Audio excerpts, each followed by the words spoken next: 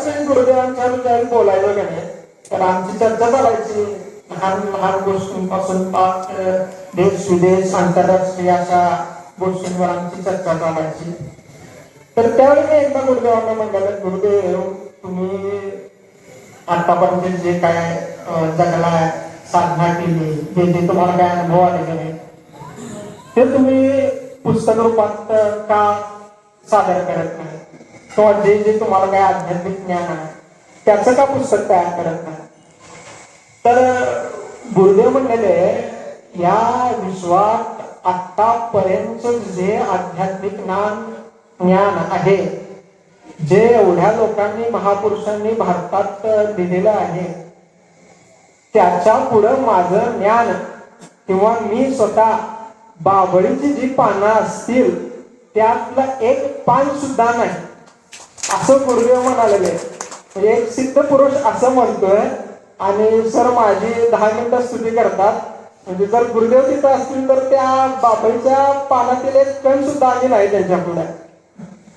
तर सर्वात पहिला मी आभार मानतो रवी सरांनी, दिलीप सरांनी मला इथं बोलायला बोलवलं तुमच्या समोर. तुमच्या समोर बोलणं म्हणजे अगदी मला घरातल्या लोकांसमोर बोलण्यासारखं आहे. कारण की गेली 10-11 वर्ष तुमच्याशी माझं जे नातं आहे, जे गुरुबंधू म्हणून नातं आहे, त्याचा मुख्य धागा गुरुदेव आहे. आणि हा मुख्य धागा कुठेतरी आपला जोडणारा आहे. आणि सर मला म्हणले की आमच्या आणायचीच वेळ झाली कळंब्यातील मठात. सर म्हणले की तुम्हाला असं असं ह्या बहिणाबाई जयंतीच्या उत्सवात तुम्हाला थोडं बोलावं लागणार. मी वाटच पाहत होतो की मला हे कधी बोलवलं आणि मी माझं मन कधी इथं या मंचावर येऊन उपस्थित राहून तुमच्या समोर व्यक्त करतो. आणि ती संधी तुम्ही मला इथं दिलीत त्याबद्दल तुमच्या सर्वांचे मी पहिला आभार मानतो. गुरु म्हणजे कोण? पण जो आपल्याला अंधारातून प्रकाशाकडे नेतो तो म्हणजे गुरु. 2 अशा व्यक्ती असतात जे आपली काळजी करतात.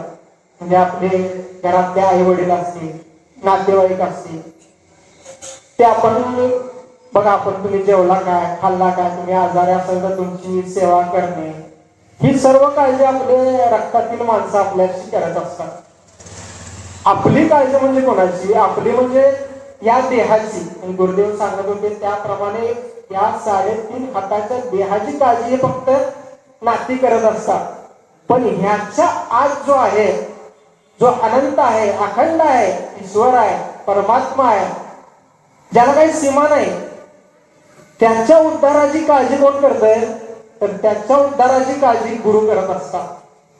आणि हेच सत्य आहे की हे जे भौतिक ज्ञान आहे त्याच्यापेक्षा जे आध्यात्मिक ज्ञान आहे, ज्या आत्म्याचा उद्धार, तो आपली महत्वाची काळजी करणारा जो गुरु असतोय ते आपल्याला गुरुदेवांच्या रूपातनं भेटलं म्हणजे फार मोठं भाग्याचं आपलं नशीब आहे म्हणतो मी.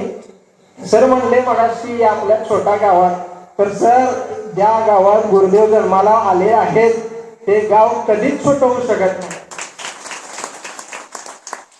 आपल्या भारतीय परंपरेत आजपर्यंत हजारो वर्ष झाली एक गुरु शिष्यांची परंपरा आपल्याला बघायला मिळते.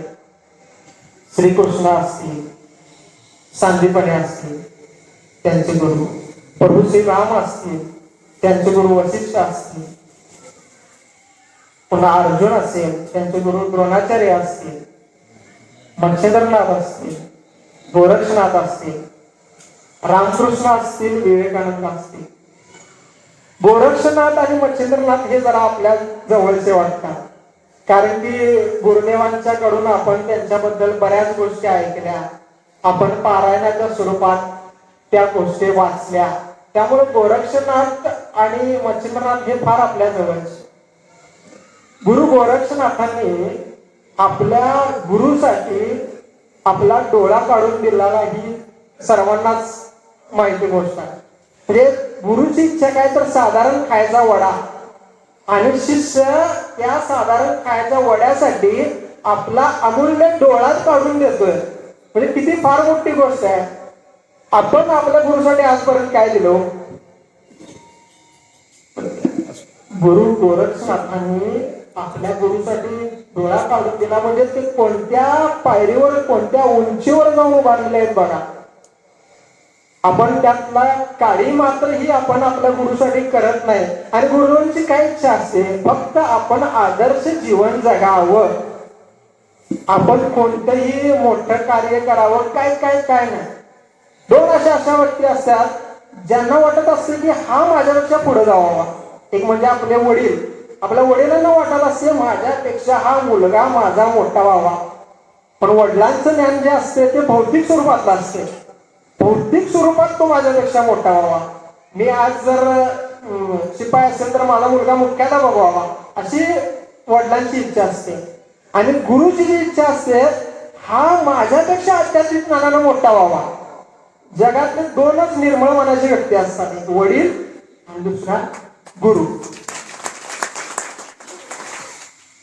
आज आपण मी काय तुम्हाला सांगणार आहे, त्यातली एक गुरु शिष्यांची जोडी म्हणजे रामकृष्ण विवेकानंद. एक आदर्श जोडी. एक गुरु आपल्या शिष्यासाठी काय करतो आणि शिष्य आपल्या गुरुसाठी काय करतो, ही आदर्श जोडी आहे. आणि ह्या दोघांच्या गोष्टीकडे मी गुरुदेवांच्याकडून पण बऱ्याच वेळा ऐकलेले आहे. गुरुदेवांनी मला एक त्यांच्या आयुष्यातील घटना सांगितली. ज्यावेळी गुरुदेवांना एका भक्तानं 4 व्हीलर दिली आणि गुरुदेव फेरपटका मारून आले, कळंबा मठात आले खाली. गुरुदेवांनी गाडीची दरवाजा उघडला, खाली बघितले तर त्यांना एक चिठ्ठी दिसली. त्यावर विवेकानंदांचा विचार होता. त्या विचारात काय होतं, विवेकानंदांनी म्हटले, त्याग कुठला? त्याग जर आपल्याकडे असेल, त्या गोष्टीचा त्याग करणे म्हणजे त्याग. जी आपल्याकडे वस्तूच नाही त्या गोष्टीचा त्याग म्हणजे त्याग नाही. म्हणजे आपण म्हणतो बघा की मी विमानानं प्रवास करणार नाही, मी त्या गोष्टीचा त्याग केला. अरे तुझी पात्रताच नाही त्या विमानानं प्रवास करण्याची, तू का त्याग करतोस? तो त्याग नाही. जी वस्तू माझ्याकडे आहे, समजा माझ्याकडे 2 व्हीलर आहे, मी 2 व्हीलर फिरवणार नाही, हा त्याग म्हणजे त्याग. गुरुदेवांनी ते विवेकानंदांचा विचार वारून ती गाडी तिथल्या तिथंच त्या भक्ताला म्हणले ती घेऊन जा, मी या गोष्टीचा आजपासून त्याग करत आहे. आणि गुरुदेवांनी तेव्हापासून गाडी चालवलेली नाही. 4 व्हीलर कधीही चालवलेला नाही. गुरुदेवांना गाडी येत होती, तुम्हाला सगळ्यांना माहित आहे. म्हणजे हा त्याग असतो. त्याग कोणी केला? त्याग प्रभू श्री रामाने केला. त्या गादीचा केला. 14 वर्ष वनवास भोगला. त्याग केला गौतम बुद्धाने. आपलं राजपद असून संन्यास घेतला आणि त्यांनी त्याग केला. म्हणून आपण त्या लोकांची आता आठवण काढतोय किंवा त्या लोकांना आता आपण नावं काढतोय, त्यांना जपतोय आपण देव म्हणून. सिकंदर असेल, नेपोलियन असेल, या लोकांनी युद्धानं जग जिंकाय बघितलं, पण त्यांनी जिंकले काय? नाही, शक्यच नाही. युद्धानं जग जिंकलं जात नाही, तर प्रेमानंच जिंकले जाते. आणि हे प्रेम आपण करायचं एकमेकावर, गुरुबंधू या नात्यानं. आणि हाच प्रेमाचा धागा पकडायचा आहे सर्वांनी, असं गुरुदेव सांगत होते. रामकृष्ण विवेकानंद. तुम्ही विवेकानंदांचं नाव प्रत्येक जणांनी ऐकलं असतील, पण त्यांचे जे गुरु आहेत रामकृष्ण, यांचं नाव बऱ्याच जणांना माहित नाही. किंवा आपण असं म्हणतो की ह्यामुळं ह्या गुरुचं नाव मोठं झालं किंवा ह्या गुरुमुळे ह्या शिष्याचं मोठं नाव झालं, पण तसं नसतं. ती दोघंही त्याच पात्रतेचे असतात, त्याच उंचीवर असतात. म्हणून या दोघांची नावं मोठी होतात आणि म्हणून ती अनंत काळासाठी तशीच टिकली जातात. रामकृष्ण आणि विवेकानंदांची भेट व्हायचं एक तत्कालीन कारण होतं. विवेकानंद त्यावेळी महाविद्यालयात शिकायचे. पाश्चात्य ज्ञानाचा, तत्वज्ञानाचा त्यांच्यावर बराच प्रभाव होता, प्रगार होता. इंग्रजी ज्ञान शिकण्याचे, तसे ते भारतीय संस्कृतीशी जवळ, त्यांचे वडील तसे संस्कृतीत. पण विवेकानंदांना तत्वज्ञान एवढं अवगत होतं की नाही, ती प्रत्येक गोष्ट का असे विचारायची. आणि त्यांना प्रश्न पडला की देव आहे का? देव आहे तर मला दाखवा, असं त्यांना प्रश्न पडला. आणि ते प्रत्येकाला त्यावेळी त्यावेळी भारताची राजधानी कलकत्ता होती आणि त्यावेळी कलकत्त्यातील जे जे धार्मिक ज्ञान असणारे उच्चगुरू प्रतिष्ठित ज्ञानी पुरुष म्हणून समजले जायचे की नाही, हा माणूस त्यांच्याकडे जायचा. माणूस म्हणजे पोरगा 17-18 वर्षाचा मुलगा हा त्यांच्याकडे जायचा आणि त्याला थेट प्रश्न करायचा, तुम्ही देव पाहिलाय का? प्रत्येकाला हाच प्रश्न. पण त्यांच्या प्रश्नाचं काय समाधान होईना. कोण त्यांना म्हणाल की तुझे डोळे चांगले आहेत, हा तू तरुण आहेस, तू आध्यात्मिक ज्ञान प्राप्त करू शकतोस, तू साधना कर, तुला देव दिसेल. पण मी देव पाहिला आहे असं कोणाही एकाही माणसानं त्यांना म्हटलं नाही. आणि एक दिवस आपल्या महाविद्यालयात शिकत असताना त्यांचे प्राध्यापक केसी नावाचे एक प्राध्यापक होते त्यांना शिकवायला. हा ख्रिस्ती माणूस हा एक दिवस आला आणि त्यांना एक कविता शिकवायला लागला. तर त्या कवितेतील जी भावना आहे त्या भावनेचं काय म्हणतात त्याला तुलना करण्यासाठी त्यांनी रामकृष्णांचं नाव घेतलं.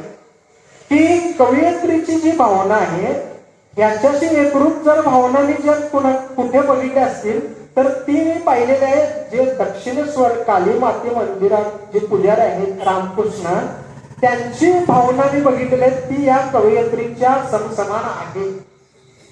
विवेकानंदांना वाटलं हा तर माणूस ख्रिस्ती आहे आणि हा एका हिंदू धार्मिक पुजाऱ्याचं नाव घेऊन म्हणते की हा मी पाहिलंय त्यांच्या.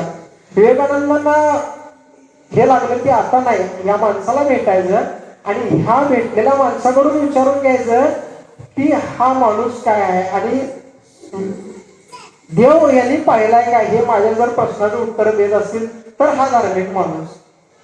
आणि असं काही दिवस गेल्यानंतर विवेकानंद ज्यावेळी घरात बसलेले त्यावेळी त्यांना एक शेजारी आमंत्रण घेऊन आला की सुरेंद्रनाथ मित्र जे तुमचे शेजारी आहेत त्यांच्या घरी रामकृष्ण आलेले आहेत आणि तुला त्यांनी गायला बोलवले. विवेकानंद त्यावेळी ब्राह्मण समाजात जायचे. ब्राह्मण समाज राजाराम मोहन राय यांनी स्थापन केलेला आणि या ब्राह्मण समाजाची कल्पना फार म्हणजे अशी विचित्र किंवा ख्रिश्चन धर्माला साजेशी अशी होती. आपण जसं द्वैत ज्ञान मानतो, अद्वैत ज्ञान मानतो, तर हे द्वैत पण मानायचे नाहीत, अद्वैत पण मानायचे नाहीत. त्यांना असं वाटायचं की ईश्वर हा या अवकाशाच्या पलीकडे कुठेतरी आहे, तो निराकार आहे, निर्गुण आहे. आता अद्वैत ज्ञानात काय म्हणतो, या तांब्यात ईश्वर आहे, हा नारळ ईश्वर आहे, हा पेला ईश्वर आहे, मी ईश्वर आहे, हा स्टेज ईश्वर आहे, तुम्ही ईश्वर आहे, मी ईश्वर आहे, सगळेच ईश्वर आहे हे अद्वैत ज्ञानात मानलं जातं. द्वैत ज्ञानात काय मूर्तीपूजा ही द्वैत ज्ञानात मानली जाते. पण ब्राह्मण समाज हा विचित्र कल्पनेचा, कारण त्यांच्या ख्रिश्चन धर्माचा पगडा पडला. आणि विवेकानंद त्यावेळी ब्राह्मण समाजात जायचे, गाणी वगैरे म्हणायचे, भजनं म्हणायचे. तर त्यासाठी त्यांना सुरेंद्रनाथ मित्रांनी काय केलं, रामकृष्ण आमच्या इथं आलेले आहेत ते गाणं म्हणायला येईल. त्यावेळी विवेकानंदांना भेटायचं होतं, रामकृष्णांना विचारायचं होतं की त्यांनी देव पाहिला आहे का. विवेकानंद अतिशय उत्साहाने तिथे गेले. त्यांनी रामकृष्णांच्या समोर एक भजन गायला सुरुवात केलं आणि जसं भजन गायला सुरुवात केलं तसं रामकृष्णांना भाव समाधी लागली. भाव समाधी म्हणजे तुकाराम महाराजांनी जसं आपल्या अभंगात म्हणलंय की नाही, ब्रह्मानंदी टाळी लागते. म्हणजे गाणं ऐकता ऐकता, अभंग गाता गाता, भजन गाता गाता त्या ईश्वराशी आपण एकरूप होतो. ती भाव समाधी रामकृष्णांना विवेकानंदांचं भजन गाताना ऐकायला मिळाली आणि त्यांना ती तशी भाव समाधी लागली. त्यावेळी विवेकानंद म्हणून ओळखले जायला नाही, त्यांचं नाव होतं नरेंद्रनाथ दत्त. आणि ह्या ज्या मी काही घटना तुम्हाला आज रामकृष्ण विवेकानंदांच्या ज्या सांगत आहे, ह्यातल्या काही घटना तुम्हाला असं वाटेल की अरे ह्या तर आमच्याशी संलग्नित आहे आणि हे पण अनुभव मला आलेला आहे, ह्या गोष्टींशी आम्ही एकरूप झालेलो आहे. कारण की रामकृष्ण विवेकानंदांनी जे आयुष्य भोगलेलं आहे तेच आयुष्य आपण भोगलेलं आहे गुरुदेवांच्या सानिध्यात. तशा काही घटना आपण भोगलेल्या आहेत. गुरुदेवांची चरणसेवा केली असेल, गुरुदेवांना आपण प्रत्यक्षात गेलो असेल, भेटलो असेल, त्यांच्याबरोबर काही काळ व्यतीत केला असेल, त्यांच्याबरोबर जेवलो असेल, तशाच घटना तशाच ज्या काही ह्या असतील त्या रामकृष्ण विवेकानंदांनी त्यांच्या ग्रस्त संन्यासी शिष्यांनी त्यावेळी भोगल्या. त्यामुळे तुम्हाला वाटेल की काही मी घटना ज्या सांगत आहे, अरे ही घटना आमच्याबरोबर घडली नाही असं वाटतं. तर विवेकानंदांनी दुसरं भजन म्हणलं. अजूनही रामकृष्ण भाव समाधीत आहे आणि विवेकानंदांनी ज्याप्रमाणे कल्पना केली त्याप्रमाणे रामकृष्ण काय दिसेना. हा तर अगदी साधा माणूस दिसायला लागला, पण ते नंतर त्यांना समजलं की हे अवतारी पुरुष आहे. साधारण आयुष्यात जगताना आपल्याला जो हा देह आहे, ह्या देहातलं कळतच नाही की समोरचा व्यक्ती कोण आहे. तो गेल्यानंतर आम्ही म्हणतोय अवतारी पुरुष होता, तो सिद्ध पुरुष होता. अरे परंतु प्रत्यक्षात जगताना त्या नजरेने तुम्ही पहा. ती नजर तुम्हाला जर मिळाली तर तुम्ही नशीबवान. अहो आजच्या जगात पोकळ गुरूंचा बुजबुट आहे, बुजबुट आहे सगळीकडे बाजार मांडला. तुम्ही आसपास जर बघायला मिळाला, पण गुरुदेवांच्याकडून जे आपल्याला पाहिजे होतं किंवा गुरुदेव जे काय आहेत, आपण खरोखर नशिबाने आपलं त्यांचं सानिध्य आपल्याला मिळालं. लोकांचे आयुष्य गेली, लोक हिमालयात वगैरे फिरायला लागल्यात. मी पण एकदा म्हणलेलं गुरुदेव माझी तिकडे हिमालयात वगैरे जायची इच्छा, जरा बघायचे साधू पुरुष वगैरे. गुरुदेव म्हणले पळायच काय तर बघ की आम्ही आहे की सगळेजण. मला समजलं आम्ही आहे की सगळेजण म्हणजे आम्ही म्हणजे ते स्वतःच एक सिद्ध पुरुष आहे. आम्ही समजत नाही, आम्ही आमच्या डोळ्यावर मायेचा झापडा नाही, त्यामुळे समजत नाही. विवेकानंदांनी तसंच झालं. रामकृष्ण एक साधारण एक व्यक्ती आहे असं त्यांना वाटलं आणि ह्याच्या डोक्यात विचार चालला हा साधारण पुरुष हा काय मला उत्तर देणार. आणि त्यावेळी त्या समारंभात थोडीफार गर्दी होती. त्यांचं भजन झालं. रामकृष्ण उठून आले, नरेंद्र पक्षी बसले आणि बाळ तू फार चांगलं गातो तुझे. आणि एकदा ये दक्षिणेश्वरीला. दक्षिणेश्वर म्हणजे तिथं रामकृष्ण काली मातेचं मंदिर होतं. तिथं रामकृष्ण हे पुजारी होते. एक साधारण ब्राह्मण, पंजावर पंजी घालणारा, धोतर घालणारा साधारण ब्राह्मण पुजारी. त्यांना बघितलं तर वाटलं नाही शिक्षित अशी व्यक्ती. विवेकानंद नारायणांना म्हणते तू जर ज्यावेळी तुला वेळ मिळेल त्यावेळी दक्षिणेश्वरला येईल. आणि सुरेंद्र त्याच्या घरात हा कार्यक्रम चालू होता. सुरेंद्र या मुलग्याला घेऊन तू दक्षिणेश्वरला येईल. गर्दी होती लोकांची, त्यामुळे नरेंद्र म्हणला की आता इथं हा प्रश्न काय विचारायला नको, आपण एकांतात तो प्रश्न विचारू. काही दिवस गेले. सुरेंद्र मित्रांनी नरेंद्रला घेतलं. नरेंद्र काय एकटा जाणार नव्हता, त्याने आणखी 4-5 मित्र घेतले त्यांच्यासोबत आणि हे गेले रामकृष्णांना भेटायला. दक्षिणेश्वरला गेले. रामकृष्णांची खोली अशी होती आणि काली मातेचं मंदिर असेल. विवेकानंद त्या मूर्ती पूजा मानत नव्हते, त्यामुळे ते मंदिरात गेले नाही. गेले ते थेट रामकृष्णांच्या गेले. रामकृष्ण असं एका खाटेवर बसलेले पलंगडीवर आणि समोर काही संन्यासी गृहस्थ शिष्य त्यांच्याबरोबर चर्चा करत होते. ते गेले बसले. अरे आलास, बरं झालं आलास. त्यावेळी जसं गाणं म्हणलेलंच का नाही, तसंच आज एक काली मातेचं किंवा तुला जे आवडतं ते गाणं म्हणून दाखव. आणि त्यावेळी विवेकानंदाने एक गाणं म्हणलं की हे मना मला इथून तू दूर घेऊन जा. हा जो संसार आहे का नाही, हा इथून मला तू दूर घेऊन जा, या आशयाच ते गाणं होतं.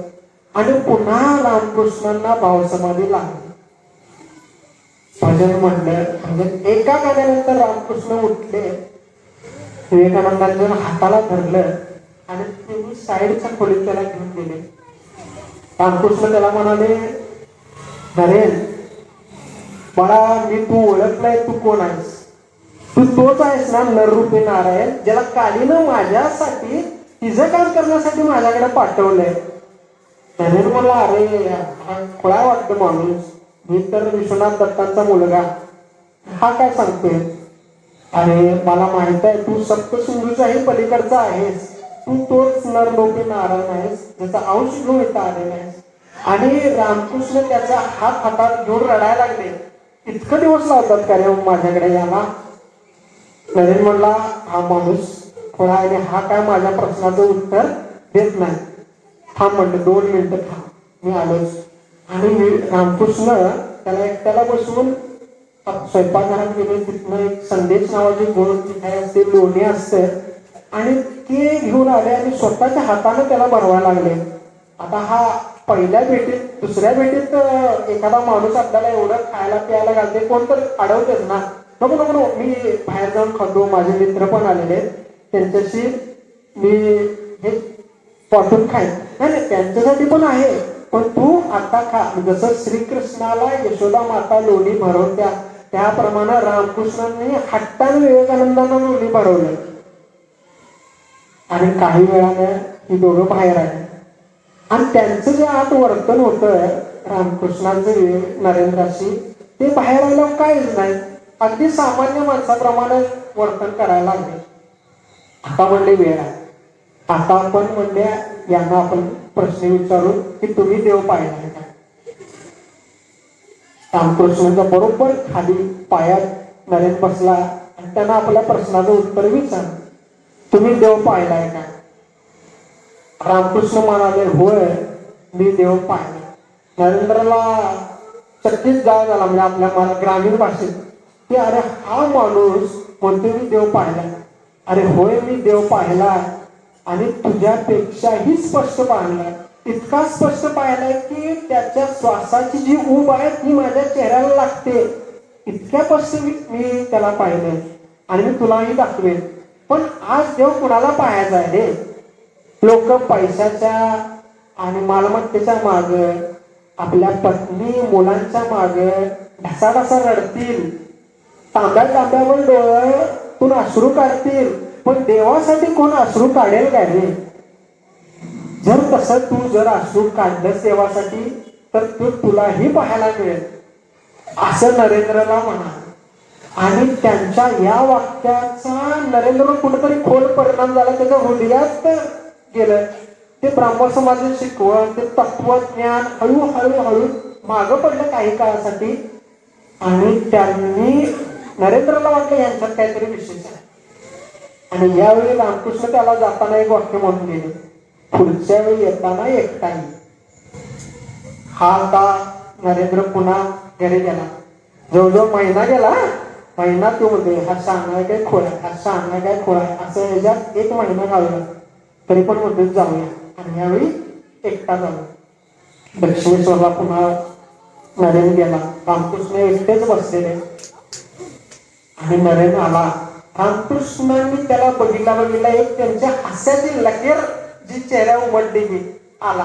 कालीनं ह्याला पुन्हा पाठवलं आणि पायात बसला नेहमीप्रमाणे, कसा आहेस काय आहेस. आणि बोलता बोलता रामकृष्णाने आपला उजवा पाय नरेंद्रच्या शरीरावर ठेवला. जसा पाय शरीरावर ठेवला त्यावेळी सगळ्या वस्तू ज्या आहेत खोली वगैरे सगळे एका शून्यात जायला लागला असं नरेंद्र अनुभवायला लागला. आणि नरेंद्र घाबरला. शून्यात म्हणजे मृत्यू, साक्षात मृत्यू. आणि नरेंद्र ओरडायला लागला, अहो हे तुम्ही काय करताय, मला आई वडील आहेत. रामकृष्ण म्हणाला, हसायला लागले आणि त्यांनी त्याची छाती चोळली. बास, आजचा दिवस एवढ्यावरच बास असं म्हणले. आणि काही वेळ त्यांच्यात संभाषण झालं आणि पुन्हा नरेंद्र म्हणला की मी जातो नाही येतो म्हण, तू मला आज वचन दे म्हणलं की मी परत येणार. ते सोडलंच नाही. रामकृष्ण जोपर्यंत हा वचन देत नाही तोपर्यंत सोडलंच नाही. आता पर्याय नव्हता नरेंद्रकडं. ठीक आहे म्हणला, मी परत येतो. चौथ्या भेटीला आलो. चौथी भेटी अशीच लोकांची गर्दी आहे. परत नरेंद्र आलं. परत रामकृष्ण खुश झाले, कारण की त्यांना माहित होतं की काली मातीनं या मुलग्याला माझ्याकडे पाठवलेलं आहे आणि तिचं काहीतरी काम करून घ्यायचं आहे. आणि त्याचा जो धागा आहे ते गुरु आहे, ते रामकृष्ण आहे. ते म्हणले की चल आज गर्दी आहे, आपण गंगेच्या किनारी यदुनाथाचं जे घर आहे तिथे जाऊ आणि काही बोलू. त्यांनी पुन्हा नरेंद्राला घेतलं आणि यदुनाथाच्या बागेत गेले. आता नरेंद्र सावध आहे की मागच्या वेळी जसा मला पायानं स्पर्श केला, मला जी अनुभूती दिली ती ह्यावेळी मी काय संधी देत नाही त्यांना. नरेंद्र थोडा अंतर राखून बसला. दोघेही बसले. काही धार्मिक चर्चा चालू झाली आणि डोळ्याचं पाट लवतो तोपर्यंत रामकृष्णाने पटदिशी नरेंद्राला हात लावला. नरेंद्र हात लावल्या नरेंद्राच्या बाह्य संज्ञा ज्या आहेत त्या लोप पावल्या. आणि मागच्या वेळी जसं शून्यात विश्व त्याला वाटत होतं की हे सगळं शून्यात निघालं, ह्यावेळी तोही अनुभव नाही, अगदी पूर्ण शून्य. आणि पुन्हा काही वेळानं रामकृष्णाने त्याला पुन्हा स्पर्श करून त्याला जागा केलं. रामकृष्णाने त्याला विचारलं की तुला काय जाणवलं काय. काय नाही जाणवलं म्हणलं. ठीक आहे, तुझ्याकडनं जे काही मला माहिती पाहिजे होती ती मी काढून घेतलेली आहे, असं यांच्या दोघांचं संभाषण झालं. आणि हा माणूस खरोखरच काहीतरी विशेष आहे असं विवेकानंदांना पटलं. आणि मग विवेकानंद नियमितपणे रामकृष्णांच्याकडे जायला लागले. आणि विवेकानंद कसा येत होते की नाही रामकृष्णांच्याकडे, त्याच वयाची 16-17 वर्षाची 11-12 मुलं होती त्यांच्याकडे यायची वेगवेगळ्या कारणाने. कोण बाबा आपल्या भक्ताचा मुलगा आला, कोणाला आध्यात्मिक ज्ञान घ्यायचा आला, असे 11-12 मुलं त्यांच्याकडे यायची होती, कायम यायची. दक्षिणेश्वरला यायची. दक्षिणेश्वरला काही मंदिराच्या बरोबर बाजूला झाडीचा असा काहीतरी भाग आहे, जिथं दाट झाडी भरलेली आहे, त्याला पंचवटी म्हणून ओळखलं जातं. मग रामकृष्ण काय करायचे, या सगळ्या पोरांना गोळा करायचे. संसारी लोकांच्या जे जास्त त्यांना बसू द्यायचे नाही. आता ही नवीन पोरं, प्रत्येक मुलग्याला हे साक्षात काली मातेनंच माझ्याकडे पाठवलंय असा त्यांच्याबरोबर व्यवहार ते करायचे. आणि तिथून पंचवटीत न्यायचे. त्याचं त्यांची ध्यान, धारणा, साधना, धार्मिक चर्चा चालली जायची. आणि असं जवळजवळ 2-2.5 वर्ष चाललं गेलं. ही मुलं आता संन्यास घेतात का काय अशी त्यांच्या आई वडिलांना शंका यायला लागली. मग कोण तिथून त्यांना न्यायचं, मग ही परत चोरून यायची आणि रामकृष्णांना भेटायचे. असं 2.5 वर्ष चाललं गेलं. ह्या 2.5 वर्षाच्या काळात नरेंद्र इतका तत्वज्ञानी शंकेत होता की रामकृष्ण पैशाला स्पर्श केला गेले, रामकृष्णांच्या अंगाला, देहाला गेले एक दाह व्हायचा. कारण की संसारूपी जे जे भौतिक गोष्टी आहेत त्यांनी पैशाचा त्याग केला. त्यांनी एक साधना काळात एक साधना केली. एका हातात माती घ्यायची आणि एका हातात नाणं चांदीचं आणि गंगेत टाकायचे. पैसा म्हणजे माती, माती म्हणजे पैसा. यामुळे काय झालेलं, ज्या काही धातूच्या वस्तूला किंवा पैशाला स्पर्श करेल तर त्यांच्या अंगाला दाह सुटायचा. नरेंद्र ठरवलं की यांची आता परीक्षा घ्यायची. म्हणजे बघा, गुरुची परीक्षा घेणारा हा जगातला एकमेव शिष्य असेल ज्यानं गुरुची परीक्षा घेतली. नरेंद्र काय केलं, रामकृष्ण ज्यावेळी कलकत्त्याला गेले त्यावेळी 1 रुपयाचं नाणं घेतलं, त्यांच्या बिछाण्याच्या जिथं खाली बसतात तिथं ठेवलं. काही वेळानं रामकृष्ण आले कलकत्त्यावरनं आणि त्या जसं पलीकडीवर बसले तांग दिवशी तिने उडी मारली. अक्षरशः दाह सुटला त्यांना. आणि मग त्यांच्या 2-3 जे गृहस्थ भक्त होते त्यांनी तिथं काय आहे का काय टोचलं बघायला गेले. जरा बिछाना झाडला, झाडल्या तिथून 1 रुपयाचं नाणं खाली पडला. ते नाणं घरंगळत बरोबर नरेंद्रच्या पाया देऊन थांबले. रामकृष्णाने ओळखलं की हे कोणाचं काम आहे. आणि रामकृष्ण हसले. बरं झालं म्हणले, आजच्या युगात म्हणजे 100-125 वर्षापूर्वी सुद्धा रामकृष्ण म्हणतात की गुरुला खणखणीत नाणं वाजवूनच बघायचं आणि सिलेक्ट करायचं असं आपण म्हणू. आणि काही दिवस गेले. आता शिष्याचा टर्न झाला, आता गुरुचा टर्न आला. आता गुरु म्हणला की आता हिनं माझी परीक्षा घेतली, आता मी याची परीक्षा घेणार. आणि नरेंद्र जवळजवळ 1 महिना यायचे.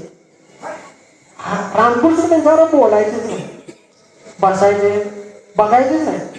काय काळी मात्र एक म्हणजे त्यांच्याकडे काय, हा माणूस कोण, मी आयुष्यात याला बघितलंच नाही असं रामकृष्ण नरेंद्र बरोबर वर्तन करायचे. 1 महिना झाला तरी हा माणूस येतो, नरेंद्र येतो, रामकृष्णांच्या बरोबर बघतो, बोलत नाही, परत जाते. रामकृष्णांनी विचारलंय, बाळा मी 1 महिना झालाय, मी 1 महिना झाला तुझ्याबरोबर हा व्यवहार करतोय, तुझ्याबरोबर बोलत नाही, काय नाही, तरी पण तू काय येतोयस. नरेंद्रने एक असं वाक्य म्हणलं की नाही, मी तुमचं कुठं ऐकायचं, मी फक्त तुम्हाला बघायला येतोय. मी फक्त बघायला येतो म्हणजे गुरुच्या फक्त बघण्यातून त्याला जे समाधान मिळत होतं की नाही ते त्यांच्या बोलण्यातूनही मिळत नाही असा त्याचा अर्थ होता. रामकृष्ण या त्याच्या वाक्यावर समाधानी झाले. हा बरोबर आता बरोबर रस्त्यावर निघालेला आहे असं रामकृष्णांना वाटलं. असा काळ जात होता. आणि एक दिवस असा आला ज्यावेळी नरेंद्रचे वडील विश्वनाथ दत्त यांचा मृत्यू झाला, त्यांचं निधन झालं. आणि नरेंद्रच्या वडिलांचा स्वभाव असा केले, कोणी दारात येऊ दे त्याला दिल्याशिवाय सोडणारच नाही. अतिशय धार्मिक वृत्तीचा माणूस. आणि ते दान वगैरे जे काय असेल ते धार्मिकपणा जो असेल तो नरेंद्रकडे जो आला तो त्यांच्या आई आणि वडिलांच्याकडूनच आला. आणि हा नरेंद्र ज्यावेळी वडिलांचं निधन झालं आहे असं ऐकलं, विश्वनाथ दत्त एक वकील होते आणि त्यांचा जरी पैसे भरपूर त्यांनी मिळवले पण त्यांचा स्वभाव असा दानशूर की आल्याला पैसे सगळं खर्च करायचं. त्यांनी काहीही शिल्लक ठेवलं नाही. त्यांचा एक चुलता होता. आपल्या जसं घरातली जशी भांडणं असतं की नाही तसंच त्यांच्याही घरात होतं. आणि ह्या विश्वनाथ दत्तांचा जो चुलता होता तो सगळं ते बरकवायत असताना आणि विश्वनाथ दत्तांना त्यानं घरातून बाहेर काढले. आणि नरेंद्र विश्वनाथ दत्त त्यांचे कुटुंब त्यांची भावंडे ही सगळे जे आईच्या आईकडे आजीकडे राहायला होते. आणि तिथूनच काही अंतरावर विश्वनाथ दत्तांनी एक घर भाड्याने घेतलेलं आणि तिथेही सगळी राहायला होते. विश्वनाथ दत्तांचा ज्यावेळी मृत्यू झाला त्यावेळी सगळे भाड्यानं राहत होते आणि काहीही शिल्लक नाही. पूर्ण कुटुंब उघड्यावर पडलं. अजून कॉलेजला जाते, त्यांचं काही मिळकत नाही, काय नाही, काय नाही. नरेंद्र अजून कॉलेजला जातो आणि अवकाळा पसरली नरेंद्रच्या कुटुंबावर. नरेंद्रच्या कुटुंबावर अवकाळा पसरले. आपण नरेंद्र समोर दोन प्रवाह, इकडे रामकृष्णांच्याकडे जायचं काय इकडे कुटुंबाची जे काय असेल ते भरण पोषण करायचं. लहान लहान भावंड आई आहे, हा सगळ्यात मोठा, त्यामुळे सगळी जबाबदारी याच्यावर. आणि त्यांना नोकरी करायला चालू केली. पंडित ईश्वरचंद्र विद्यासागर तुम्ही नाव ऐकला असला, त्यांच्या शाळेत हा मुख्याध्यापक म्हणून काम करायला चालू झाला. काही काही पुस्तकांचे अनुवाद त्याने केले इंग्रजीमधून बंगाली आणि त्यातून काही अर्थार्जन मिळायचं त्याने, त्याच्यावर त्यांचं कुटुंब चालू झालं. ह्या सगळ्या रहाट गाडग्यात त्याने दक्षिणेश्वरला जायचं, रामकृष्णांच्याकडे जायचं त्याचं कमी झालं प्रमाण. आणि मग काही लोकांनी काय चालू केलं, रामकृष्णांच्याकडे नरेंद्रची बदनामी चालू केली. आता तो येत नाही बघा तुमच्याकडे, तो वाईट मार्गाला लागलाय, आता पैसे मिळवायला लागलाय, अशी काही काही लोकांनी त्याची बदनामी चालू केली. आणि असं ज्यावेळी रामकृष्णांच्याकडे जर कोणी सांगायला आलं का नाही, रामकृष्ण म्हणायचे असं काय सांगायला येऊ नकोस, मी तुझं तोंडही बघणार नाही. मला कालीनच सांगितलंय तो असं वागणार नाही, इतका त्यांचा विश्वास होता. आणि एक दिवस काय झालं, नरेंद्र बऱ्याच दिवसांनी रामकृष्णांना भेटायला आला. त्याच्याबरोबर त्याचे 4-5 मित्र होते. रामकृष्ण त्याची परवड बघवली जाणे, आपला प्रिय शिष्य अशा हलाखीचं जीवन जगायला लागलाय हे रामकृष्णांना बघवलं नाही. आणि रामकृष्ण बोलता बोलता म्हणले, अरे पोरांनो, नरेंद्रचं काहीतरी बघा की, जरा पैसे गोळा करा आणि त्या मदत करा त्याची. ही काही वेळानं मुलं निघून गेली आणि नरेंद्र चिडला. स्वाभिमानी स्वभाव त्याचा.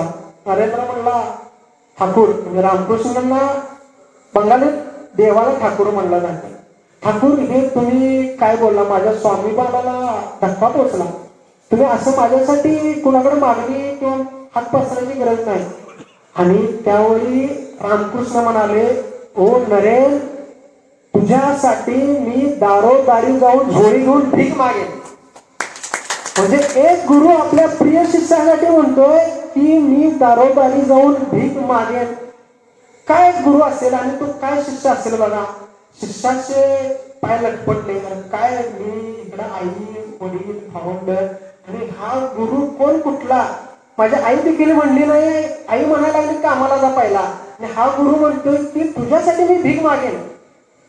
आणि नरेंद्र त्यावेळी म्हणलं, मी आता मार्ग पक्का करतो, मी या संसारातनं बाजूला जातो आणि जो काय संन्यास्त जो मार्ग आहे तो स्वीकारतो.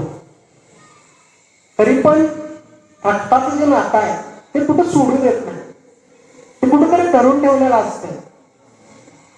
आणि भुवनेश्वरी म्हणजे त्यांची नरेंद्रची आई आणि त्यांची भावंड यांची परवड होऊ नये, त्यांना त्रास होऊ नये म्हणून नरेंद्रने कल्पना केली की आता आपण BL ची परीक्षा द्यायची, वकील व्हायचं आणि काही थोडंफार पैसे मिळवायचे आणि त्यानंतर संन्यास घ्यायचा. या प्रत्येक गोष्टी जे आपल्या मनात चाललेल्या असतात, जे आपले विचार चाललेले असतात, ते आपण बोलो अगर न बोलो आपल्या गुरुला ते कळत असतंय. तुम्ही ते मन कवडे असतात, त्यांना ती ज्ञान प्राप्त असते.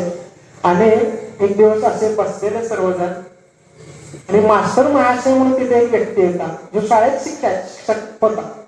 आणि मास्टर महाशय काय करायचा, रामकृष्ण जे जे काय बोलतात ते नाही ते दररोज यायचा, कधी कधी येईल नाही ते लिहायचं. त्याला ती सवय होती डायरीत लिहायचं. आज रामकृष्णाने हे सांगितले, आज रामकृष्णांनी हे सांगितलं. म्हणजे त्याला एक डॉक्युमेंटेशन करण्याचा एक छंद होता असं म्हणा. आणि मास्टर महाशय असं बसलेले, नरेंद्र असं बसलेला, आणि रामकृष्ण मास्टर महाराजांकडे बघायला लागले तर, आणि टोमना नरेंद्रला. अरे काही लोक म्हणतात मी घर बीर बघेन आणि नंतर संन्यास घेईन, असं कधी असतं का रे? नरेंद्रला समजलं की हे माझ्यासाठी वाक्य आहे, पण कोणीही काही बोललेलं नाही, फक्त शांततेत चाललेलं आहे सगळे. असं सर्व चालू असताना काही दिवसांनी रामकृष्णांना घशात दुखायला लागलं. मग काही डॉक्टर आले, तपासणी केली, आणि त्यावेळी समजलं की रामकृष्णांना घशाचा कॅन्सर झालेला आहे. आता तुम्ही म्हणाल की अवतारी पुरुष म्हणताय, रामकृष्णांना कॅन्सर झाला म्हणताय, तर हा देह ज्यांनी ज्यांनी धारण केलेला आहे त्याला हे भोग आलेच. श्रीकृष्णाला ते सुटले नाहीत, मग आपण तर काय चीज आहे. ज्यानं हा देह धारण केलेला आहे त्याला हे यातना आलेच. रामकृष्णांना घशाचा कॅन्सर झाला, आणि मग शिष्यांनी एक ठरवलं, संन्यासी शिष्य जे होते, संन्यासीने अजून घेतलेला नव्हता, 11-12 जणी होती. नंतर हे 16 जण झाले, आणि ह्याने नंतर संन्यास घेतला, पुढे येईलच. आणि काही ग्रस्त भक्त होते ते. मग ग्रस्त भक्तांनी या पोराने एक मधला मार्ग काढला. ग्रस्त भक्तांनी म्हणले की आम्ही पैसे वगैरे गोळा करतो आणि लागेल ती मदत आम्ही करतो, त्यातून त्यांचा औषधाचा खर्च भागवू, काय करू, आणि तुम्ही काय करा, तुम्ही सेवा करा रामकृष्णांची. असा मधला मार्ग काढला. आणि असं चालू असताना दक्षिणेश्वरला असे काही दिवस गेले, तरीही रामकृष्णांचा घशातला आजार काही कमी होणार, तो बळावत गेला, वाढत गेला. मग त्याने ठरवलं की, एक डॉक्टर म्हणले की दक्षिणेश्वरनं मला कलकत्त्याला येणं जाणं फार लांब होते, तुम्ही कलकत्त्यातच काही दिवस राहायला या, जेणेकरून मला तिथं उपचार करणं सोपं झालं. असं डॉक्टरांनी एक मार्ग काढला. मग कलकत्त्यात एक शांतपुर म्हणून एक जागा आहे, तिथे भाड्यानं घर घेतलं, आणि ही सर्व मंडळी तिकडं राहायला गेली. हे गृहस्थ असतील, संन्यासी म्हणजे मुलं आहेत, ती तिकडे गेली. तिकडे गेली, त्यांचं चालू झालं. नरेंद्रनं लोकांच्या ड्युट्या लावल्या, तू सकाळी 8 ते 11 ठाकूरांची सेवा करायची, तू 11 ते 2, 2 ते 4 तू, कारण या मुलांना घरातनं सोडत नव्हते. त्यामुळे ते म्हणले की असे असे जर केलं तर आपण व्यवस्थित आपलं रुटीन बसत. असं केलं, आणि यांचा असा हा चालू झाला. ग्रस्त भक्तांचं पण चालू झालं, तरीही बरा होईल. शांतपूरमध्ये एक घटना घडली. ज्यावेळी नरेंद्र BLच्या परीक्षेचा अभ्यास करायचा गेले, तर तो घरातून येऊन जाऊन करायचा. जवळजवळ 3 महिने गेले, तरीही रामकृष्णांच्या घशाचा आजार काही बरं होणार. मग याने ठरवलं की आपण दुसरीकडे कुठेतरी जागा बघू, आणि मी एक जागा ठरवली तर काशीपुर म्हणून 9 एकरचा परिसर घर होतं. आणि हे सर्वजण आपला बाळबिस्तरा घेऊन सगळे रामकृष्णांना उपचार करायचे म्हणून तिथं गेले. रामकृष्णांचा आजार वाढत आहे, काही कमी येत नाही. त्यातूनच रामकृष्णांची या 10-11 मुलांना ज्ञान द्यायचं चालू आहे. संन्यासी गृहस्थ असताना त्या सगळ्यांना ज्ञान द्यायचं चालू आहे. आध्यात्मिक ज्ञान, धार्मिक ज्ञान, उपदेश. आणि रामकृष्ण एक करत होते की 10-11 मुलांना काय करत होते, त्यांना बाजूला ठेवायचे आणि त्यांना ब्रह्मचर्य पालन किंवा जे इथून पुढे तुम्ही संन्यास घेणार आहे या प्रकारे त्यांना उपदेश करायचे. आणि ग्रस्त लोकांना वेगळा उपदेश करायचे. म्हणजे कसं असतं, तुम्ही एखाद्या आपण डॉक्टरकडे गेलो तर ताप आलेला आहे, एका 5 वर्षाच्या मुलाला ताप आलेला, एका 25 वर्षाच्या मुलाला ताप आलेला, एका 60 वर्षाच्या वृद्धाला ताप आलेला. डॉक्टर एकच आहे. मुलांचं जे ताप आलेल्यांचं वय वेगवेगळं आहे. तो प्रत्येकाला वेगवेगळ्या ताकदीची गोळी देतो. ज्याला झेपल ते ज्ञान देत असतो, त्याला झेपल ती MGची गोळी देत असतो. त्याप्रमाणे काय करतात, रामकृष्ण गृहस्थाश्रम म्हणणं वेगळं ज्ञान, संन्यासांना वेगळं ज्ञान, आणि इतर जे काय आहे ते ज्याच्या त्याच्या क्षमतेनुसार उपदेश करायचे.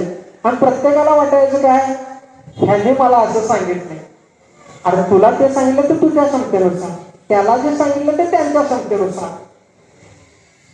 प्रत्येकाला असं म्हणू नये की मला जे सांगितलेलं तेच बरोबर आहे, तुला वेगळं सांगितलं, त्यांना वेगळं सांगितलं, त्यांना वेगळं सांगितलं.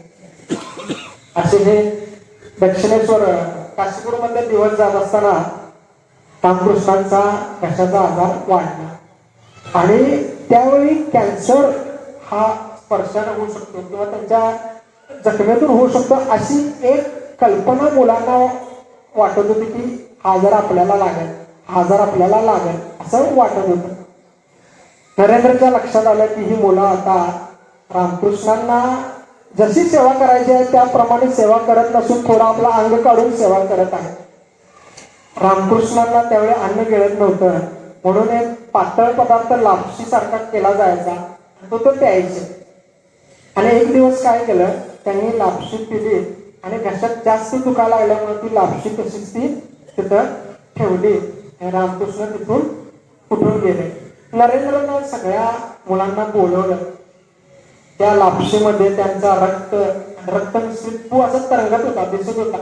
नरेंद्र काहीही कुणाला बोलवलं नाही, तो गेला, ते भांड घेतलं, काट प्याला. आणि ते पिल्यानं ह्या बाकीच्या पोरांचं डोळं उघडलं. त्यानं कोणतंही एकही शब्द काढला नाही. किती मोठं हे असेल बघा, कोण धाडस करेल काय, पण त्याचा नरेंद्रचा आपल्या गुरुवर विश्वास आहे म्हणून त्याने हे कृत्य केलं नाही. आपणही आपल्या गुरुवर असाच विश्वास दाखवायला पाहिजे. आणि असे दिवस जात असताना नरेंद्रची BLची परीक्षा जवळ आली. नरेंद्रने काय केलं, आता इथं बघा, इथं काय झालंय, त्यांचा खर्च वाढलेला आहे. काशीपूर दक्षिणेश्वर मध्ये एक ठराविक लोक त्यांचा खर्च उचलायचे, तिथं ते भागलं गेलं. पण काशीपूरमध्ये काय झालं, रामकृष्णांचं जसं जसं दिवस जाईल तसं त्याचं नाव मोठं व्हायला लागलं. आणि नाव मोठं व्हायला लागल्यामुळे त्यांच्या दर्शनाला येणाऱ्या लोकांची संख्या वाढायला लागली. आणि आता ही मुलं तिथं राहायला लागली. आता श्यामपुकूरमध्ये जसं येऊन जाऊन करत होते तशी वेळ नव्हती, आता इथे त्यांना राहायलाच लागणार होतं. मग संन्यासी शिष्याने काय केलं, गृहस्थ लोकांनी काय केलं, पैसे जास्त काढायला चालू केले. आणि ह्या मुलांना इथं थांबा, हे करा. जशी जशी गर्दी वाढेल का नाही तसा खर्च आव्याका बाहेर चालू झाला. खर्च केलं ना, आता करायचं काय. आपण म्हणतोय बघा की सगळी सोंग घेता येतात पण पैशाचं सोंग घेता येत नाही. मग ह्या गृहस्थ लोकांनी एक तोडगा काढला, काय करूया, ही पोरं दोघंच ठेवूया, बाकीची पोरं सगळी घरला घालूया, असा एक मार्ग काढला. मग थोडे दिवस रामकृष्णांच्या लक्षात आलं की काय काय चालू आहे. आणखी काय झालं, त्यांना एक छोटा गोपाल नावाचा एक त्यांचा एक मुलगा होता त्यांची सेवा करायला. हा मुलगा गरीब असायचा आणि गरीब होता तो. त्यांच्यावर ह्या गृहस्थ लोकांनी गेले आळ आणला की ह्यानं काहीतरी पैशाची अफरातफर केलेली आहे. आणि गैरसमज आहे लोकांचा, दोघांचाही गैरसमज आहे. एक प्रकारची फूट इथं दोघं पडत आहे, मुलं एका बाजूला आणि गृहस्थ असताना लोक एका बाजूला, एक फूट प्रकारची पडायला चाललेली आहे. नरेंद्रानं रामकृष्णांना सांगितलंय की ठाकूर असं झालेलं आहे आणि आमच्यावर हा आळ घेतला जात आहे आणि तुमच्या सेवेसाठी मुलं कमी केलेले आहेत, 2च मुलं ठेवलेले आहेत. रामकृष्ण म्हणाले, नरेंद्र तू मला जिथं खांद्यावरून घेऊन जाशील ना, मी तिथं यायला तयार आहे. म्हणजे किती विश्वास बघा, मला पुढे खायला मिळेल नाही मिळेल काय नाही, हे वाक्य फार महत्वाचं. आणि हा जो नरेंद्र आहे ते रामकृष्णांचं प्रत्येक वाक्य हे ब्रह्मवाक्य म्हणूनच घेत होता. तुम्हाला पुढे काय मिळेल की हे जे रामकृष्ण म्हणाले की तू मला खांद्यावरून घेऊन जा, हे वाक्य तुम्हाला पुढे ऐकायला मिळेल. नरेंद्रनं काय कृती केलेली आहे या वाक्यासाठी. आणि गृहस्थ आश्रमी लोकांना समजलं की आता रामकृष्ण असं असं म्हणा लागले, आणि रामकृष्ण जर इथनं गेले तर पूर्ण ज्याच्यासाठी हा संसार उभा केलाय तो जो माणूस जर इथनं गेला तर हा संसार काय कामाचा. ते जरा जागे झाले. त्यांनी काहीतरी जादा पैसे काढले आणि घरी बसवायला लावले. नरेंद्र म्हटला ठीक आहे, मी आता घरला जातो आणि माझी BL ची परीक्षा, वकिलाची परीक्षा जवळ आलेली आहे, मी त्याचा अभ्यास करतो आणि पुन्हा मठात येईल. रामकृष्णांना विचारलं त्यांना, मी 8 दिवस घरला जातो आणि 8 दिवसानंतर परीक्षा झाल्यानंतर मी परत येईन. ठीक आहे म्हणजे तू जा. नरेंद्र गेला. त्याची आई वाट बघत होती. आईने त्याला जेवायला वाढलं, पण ह्याच्या डोक्यात एक प्रकारची चक्र चालू आहे की काय करू, मी रामकृष्णाला तिथं अशा आजारपणात सोडून आले. त्याची एक प्रकारची चक्र चालू आहे डोक्यात. तो जेवला, जेवणावर त्याचं काय लक्ष नाही. गेला, अभ्यासाची पुस्तकं काढली, वाचायला लागला. अभ्यासाची पुस्तकातील शब्द अक्षरशः त्याला वाटायला लागले की हे आपल्यावर योद्ध्यासारखे चाल करून आला. आणि त्याच्या मनात आणि बुद्धीत एक प्रकारचं युद्ध चालू झालं की त्याला त्यात शंकराचार्यांचा एक श्लोक आठवला, विवेक चूडामणी मधला, मनुष्यत्व, मुमुक्षत्व आणि महापुरुष आश्रय हा भाग्यवंतांना मिळतो. आणि त्याला आठवलं की मला मनुष्य जन्म लाभलाय, मला मोक्षाची इच्छा प्राप्त झाल्या आणि मला रामकृष्णांसारखा महापुरुषाचा आश्रय लाभलाय आणि मी हे काय करतोय. त्या अगोदर एक घटना झाली. रामकृष्णांच्यावर नरेंद्रचा विश्वास होता बाहेर. तर माझ्या कुटुंबाची तुम्ही काहीतरी बघा, तुम्ही कालीमातेला सांगा. आणि त्यावेळेपर्यंत नरेंद्र कालीमातेकडे गेला नव्हता. तुम्ही कालीमातेला काहीतरी सांगा माझ्या कुटुंबाबद्दल, त्यांची काहीतरी व्यवस्था करा असं म्हणायला लागला. ठीक आहे म्हणले, तू आज संध्याकाळी एकटा ये, आज गर्दी आहे. आणि तू संध्याकाळी त्यावेळी दक्षिणेश्वरमध्ये म्हणले की रामकृष्ण तू एकटा ये. आणि मी तर काही सांगणार नाही बाबा, कारण की मी आयुष्यभर कालीमातेकडे कुठल्याही भौतिक सुखाची, भौतिक वस्तूची मागणी केलेली नाही. तुझं काम तुलाच सांगावं लागेल. आता रामकृष्णांच्यावर प्रचंड विश्वास असणाऱ्या नरेंद्र विचार केला की ठीक आहे, रामकृष्ण सांगतात ना, मी कालीमातेवर जाईन आणि मी तुझ्याकडे मागणं मागेन. आणि संध्याकाळी नरेंद्र गेला. रामकृष्ण तिथं बसलेला आहे. जाऊ काय, परवानगी मागितली त्यांनी. हा ठीक आहे, जा तू कालीमातेकडे जा, माग. ती माझ्या कुटुंबाला सुख वैभव सगळं प्राप्त होऊ दे, त्यांची जी परवड आहे ती बाजूला होऊ दे. ठीक आहे, नरेंद्र गेला. नरेंद्र मंदिरात जसा गेला तसं त्याला एक ब्रह्ममयी, चैतन्यमय अशी कालीमाता दृष्टीस पडली. आणि सगळं जे आपल्याला काय मागायचं होतं कुटुंबासाठी ते विसरला. आणि आईला म्हणाला, आई मला ज्ञान दे, वैराग्य दे, भक्ती दे. आणि तसाच शांत बसला. आणि काही वेळानं परत रामकृष्णांच्याकडे आला. म्हणला, रामकृष्ण म्हणाले, मागितलंच काय? नाही, मी ज्ञान मागितलं, वैराग्य मागितलं, भक्ती. अरे पुढ्या जा, कुटुंबासाठी काहीतरी माग म्हणले, हे काय ज्ञान भक्ती वैराग्य ते तुला देईल कोणतं? आईकडे जा आणि माग. नरेंद्र पुन्हा गेला, पुन्हा आईकडे मागितलं त्यानं, मला आई ज्ञान दे, भक्ती दे, वैराग्य दे. जे काय मागायचं ते तिथं जायचं आणि तो आईचं ते ब्रह्ममय रूप पाहून विसरून जायचं. परत आला, परत म्हणले ना रामकृष्ण, मागितलंच काय? नाही म्हटलं, आईकडे मी काय मागितलं नाही, तेच मागितलं, ज्ञान भक्ती वैराग्य. रामकृष्ण पुन्हा काढलं त्याला, जा.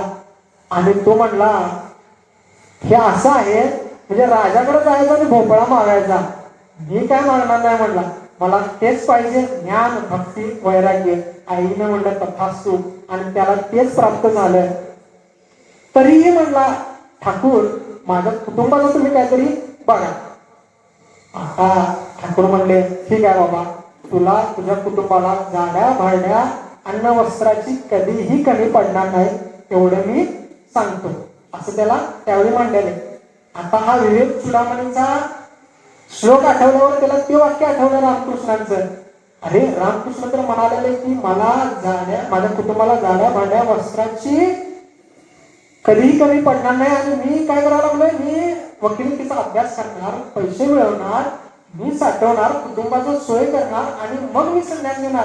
म्हणजे माझ्या गुरु वाक्यावर विश्वास नाही, माझा ब्रह्म वाक्यावर विश्वास नाही. त्यानं ते पुस्तक तसंच फेकलं आणि तसंच दार उघडं सोडल्यानं त्याने तसाच पळत सुटला काशी पुढच्या रस्त्याकडे. पळत सुटला. ते पायातल्या चप्पलाची गदात नाही, काय नाही, चप्पल कुठं पडले काय माहित नाही. अशा गवताच्या गंजी लागलेल्या आहेत, तांदळ भात सगळ्यात बंगालमध्ये भात भरपूर पिकतोय, भाताच्या गंजी लागलेल्या आहेत. भाताच्या गंजीतनं पळत सुटला, अंगाला सगळे गवत लागलेलं आहे. तसाच रामकृष्णांच्या खोलीत गेला आणि रडायला लागला. रामकृष्णाने ओळखलं, त्याला आठवलं की रामकृष्णाने तू टोमणा मलाच मारलेला, मी सगळ्यात कुटुंबाची वगैरे सगळी व्यवस्था करीन आणि येईन, पण त्यांना जे करवून घ्यायचं आहे ते त्यांनी करवून घेतलेलं आहे. रडायला लागला. रामकृष्णाने ओळखलं की यानं आता आपला संन्यासाचा मार्ग पक्का केलेला आहे. रामकृष्ण म्हणाले, रडू नको बाळ, जा थोडा आराम कर आणि पुन्हा ये. त्यावेळी विवेकानंदांनी ठरवलं की मी संन्यास घेईन. त्यांच्यासारखी जी 11-12 मुलं होती की नाही, आता नरेंद्र इथं दिवस रात्र राहायला लागला. नरेंद्रने एक काम चालू केलं. नरेंद्रने ह्या मुलांना पण जाऊ दिलं नाही घरला.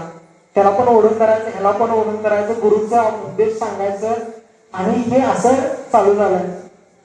आणि त्यावेळी प्रत्येक शिष्याला रामकृष्ण सांगायचे, बघ नरेंद्रचं ऐक, नरेंद्रचं ऐक, त्याला कालीनं पाठवलंय, त्याला आईनं पाठवलंय, आणि माझं काम करायसाठी पाठवलंय.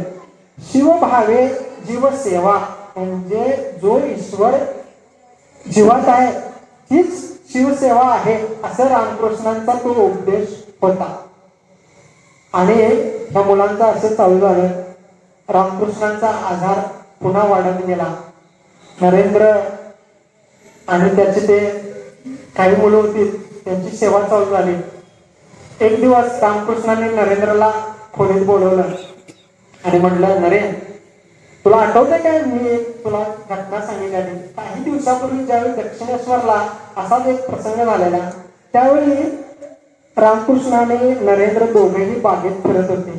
त्यावेळी म्हणलेले, नरेंद्र तुला आईचं काम करायचं आहे आणि मला साधनेने काही सिद्धी प्राप्त झालेल्या आहे, आणि मी काय करतो त्या सिद्धी तुला देतो. त्या सिद्धी तुला दिला की नाही, तू आईचं काम करायला रिकामा, तुला आईचं काम करणं अगदी सोपं होईल. नरेंद्र म्हणाला, ठाकूर त्या साधनेने ईश्वर प्राप्त होईल का, ईश्वर मिळेल का? तुम्हाला आठवतं का हो, गुरुदेव सांगायचे साधनेच्या मार्गावर जाताना तुम्हाला सिद्धी ह्या प्राप्त होतातच. माया ही तुम्हाला कवेत आपल्या घ्यायला बघेल, पण त्या सिद्धीला पलकावर घेऊन जो ईश्वराकडे जाईल तोच ईश्वर प्राप्त करेल. आणि नरेंद्र म्हणला, ठाकूर नको, ईश्वर जर प्राप्त होणार नसेल तर मला त्या सिद्धी नको. आणि पुन्हा दक्षिणेश्वरी आल्यावर, काशीपूरला आल्यावर एक दिवस असं झालं, रामकृष्णाने त्याला जवळ बसवलं आणि आपले डोळे झाकले, आणि त्याला जे काही त्यांना द्यायचं होतं त्यांनी आपले डोळे झाकून त्याला दिलं, आणि रडायला लागले. जे आजपर्यंत मी जे काय मिळवलं होतं नरेंद्र, ते तुला सगळं मी दिलेलं आहे, कारण की तुला आईचं काम करायचं. त्या काळात नरेंद्रने एक रट लावलेली ठाकूरांच्या, मला निर्विकल्प समाधी प्राप्त होऊ दे. निर्विकल्प समाधी म्हणजे ज्यामध्ये ज्ञान आणि ज्ञाता एक रूप असतो, अशी समाधी मला लाभू दे. शंकराचार्यांना सुद्धा अशी समाधी प्राप्त झाली होती, आणि ज्यावेळी त्यांना अशी समाधी प्राप्त झाली त्यावेळी फक्त 32व्या वर्षी शंकराचार्यांनी आपला देह ठेवलेला. रामकृष्णांना भीती होती की निर्विकल्प समाधी जर नरेंद्राला प्राप्त झाली तर हा देह ठेवेल काय, अशी त्याला रामकृष्णांना भीती होती. त्यामुळे त्यांनी त्याला तो अनुभव काय तर दिलेला नव्हता आजपर्यंत. पण त्याची एक रट चालूच.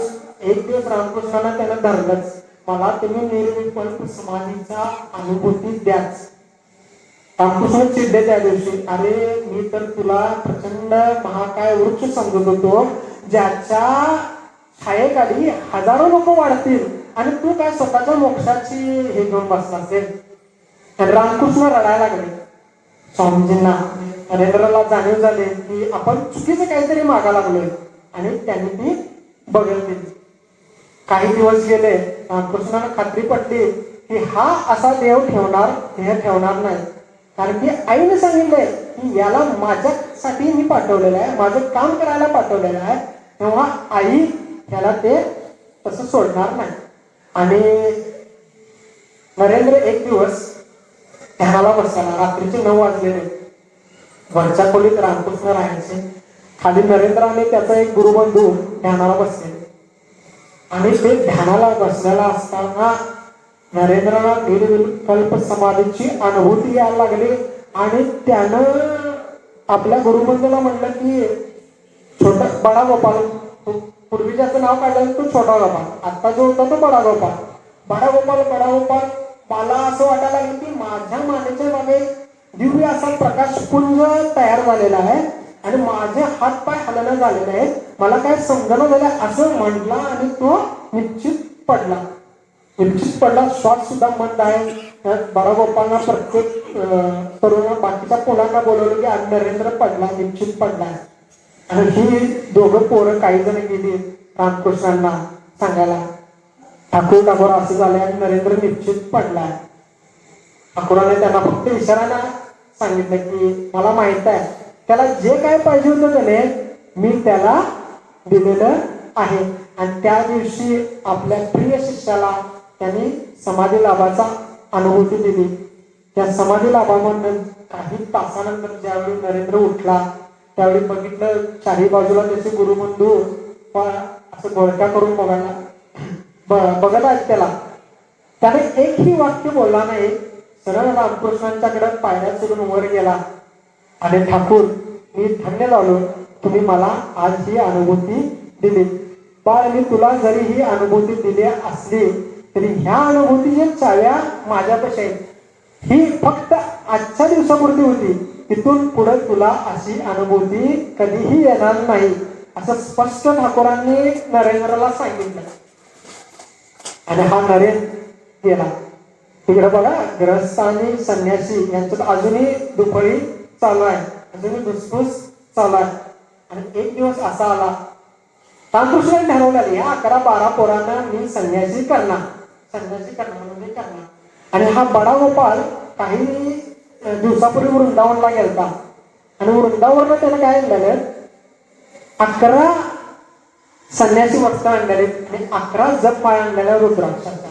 ह्या कशासाठी आणलेल्या तर कलकत्त्यापासून पुढे गंगासागर म्हणून एक भाग आहे, तर त्या गंगासागरमध्ये दरवर्षी संक्रांतीला एक जत्रा भरली जाते आणि ह्या जत्रेला अखंड त्या बंगालमध्ये जे संन्यासी असतात त्याने ते जातात.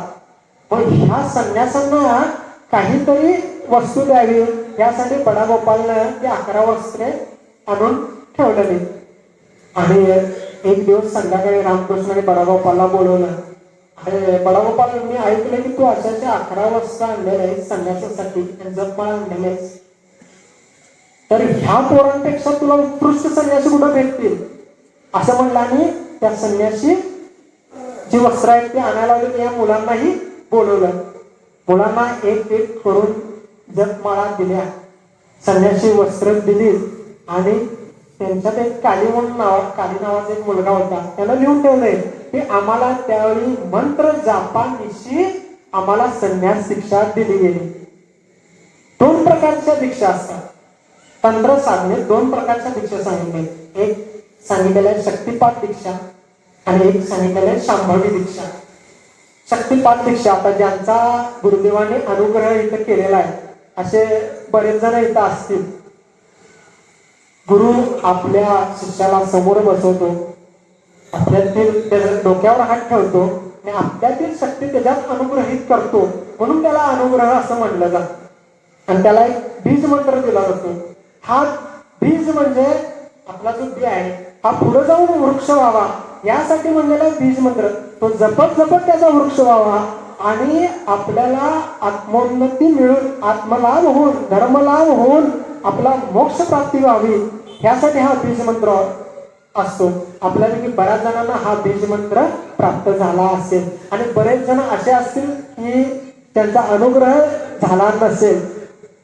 मीही त्यातलाच आहे, माझाही अनुग्रह झालेला नाही गुरुदेवांच्याकडून, पण तंत्र साधनेत सांगितलेल्या 2 दीक्षेप्रमाणे माझा अनुग्रह झालेला आहे.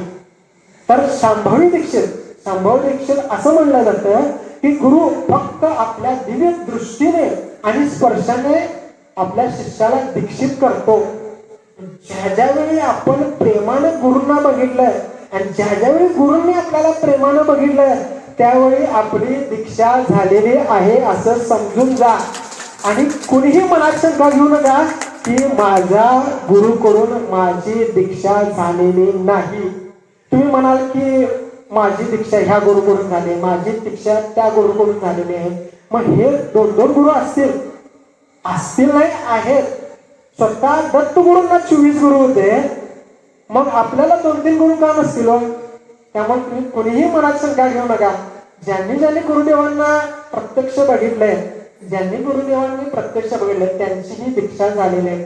गुरुदेव ज्यावेळी देह धारण करून होते त्यावेळी त्यांना काही मर्यादा होत्या. तुम्हाला बोलायच्या, तुम्हाला भेटायच्या, तुम्हाला काही सांगायच्या.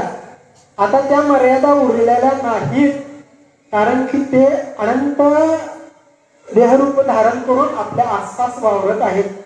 कुणीही त्यांच्याबद्दल शंका घेऊ नका आणि ते तुम्हाला इथून पुढेही असंच मार्गदर्शन करत राहतील असं मला आतून वाटते.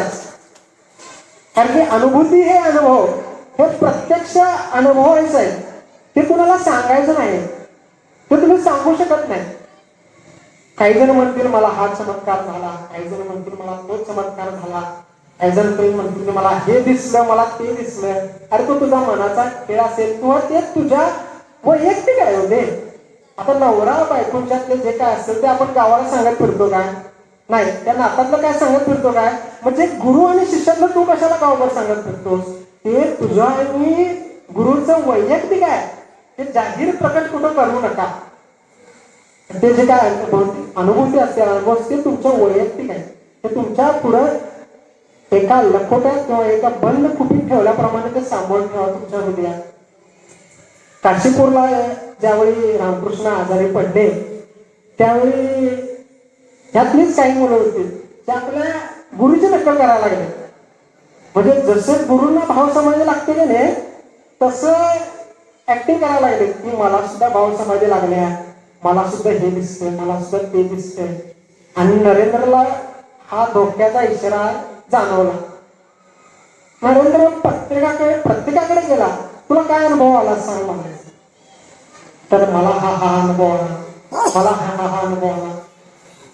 तर त्यावेळी नरेंद्र सांगायचा की तुझे स्नायू कमजोर झालेले आहेत, तुझी बुद्धी भ्रष्ट झालेली आहे, तू जा औषधोपचार करून ये जा. आणि तुला त्यावेळी समजेल की हा चमत्कार नाही, ही गुरुची नकल करण्याची वेळ नाही. आपण शाळेत गेलो, सायन्सला आपल्याला शिकवलं जातं बघा, H2O.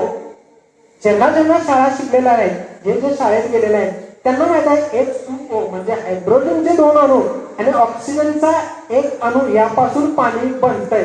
हे ज्यांना शाळेत गेलेले आहेत त्यांना माहित आहे. हो, पण जे शाळेत गेलेलेच नाहीत त्यांच्यासाठी हे जर सांगितलं तर त्यांना तो चमत्कार वाटेल, पण तो चमत्कार आहे का? नाही.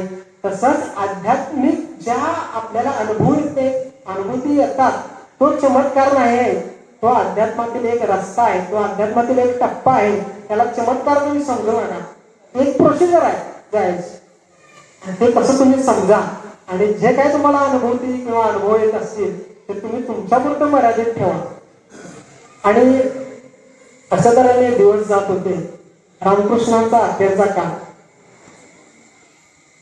आता नरेंद्र आणि रामकृष्णांना ओळखलंय रामकृष्ण की आता आपल्याला हा देह ठेवायचा आणि आपल्याला इथून जायचं. संन्यास दीक्षा दिलेली आहे, सगळं झालेलं आहे. आता काय तर बोलायला येत नाही. त्याने एका चिठ्ठीवर लिहिलं की नरेंद्र सगळ्यांना शिकवेल. आणि ती चिठ्ठी आपल्या शिष्याला नरेंद्रला देऊन येणार म्हणून सांगितलं. नरेंद्र तिथे चर्चा करत होता. ती चिठ्ठी घेतली.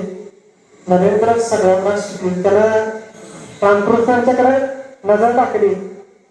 हे माझ्याकडनं काय होणार नाही म्हणला आणि चिठ्ठी टाकली. हे माझ्याकडनं काय होणार नाही म्हणलं तसंच आपल्या दुखत्या घशावर हात ठेवून टक्क्यावरून उठले रामकृष्ण. तू काय तुझे हाडं देखील हे काम करतील. हे तुझं काम नाही, हे आईचं काम आहे म्हणते. तू काय सांगतोस. नरेंद्रला पुढे काय बोलावं नाही, तो शांत झाला. आणि शेवटचा दिवस 15 ऑगस्ट 1886 या दिवशी रामकृष्णांना देह ठेवायचा होता. त्यांनी आपला शिष्य बघा पंचांग मागवून घेतलं. आठवा काय काय त्या गोष्टी आहेत. पंचांग मागवून घेतलं. राम गुरुदेवांनीही असंच पंचांग मागवून घेतल्यानं तुमच्यात ते बरेच साक्षी आहेत तिथं. रामकृष्णांनी पंचांग मागवून घेतलं. वेळ बघितली. हा योग्य दिवस आहे. बोलवलं आणि शेवटची काय घटका चालू आहे. अंधार पडलेला आहे. रात्रच सरलेली आहे. रामकृष्ण बिछाण्यावर आहे. आणि रामकृष्णांनी सांगितलंय मी आता निघतोय. सप्तसिंधूच्याही पलीकडे जातोय. आणि तुम्ही नरेंद्र ही जी मुलं आहेत त्या सर्वांनी पुढचा हा गाडा जो आहे तो चालवावा. रामकृष्णाने इथं स्पष्ट सांगत आहेत की असं वाटू नये की मी न सांगता देह ठेवलेला आहे. गुरुदेवांनी 3 तारखा दिल्या. तुमच्यातल्या जुन्या लोकांना माहित असेल 3 योग सांगितलेले त्यांचे देह ठेवायचे. त्यातल्या दुसऱ्या योगाला गुरुदेवांनी सुद्धा सांगून देह ठेवलेला आहे. प्रत्यक्ष त्या दिवशी जे उपस्थित असतील त्यांनी त्या दिवशीच त्यांचं आचरण तुम्ही आठवा. बघा एका सिद्ध पुरुषाचं अवतारी पुरुषाचं जे आचरण असते तेच आचरण गुरुदेवांचं त्या दिवशी होतं.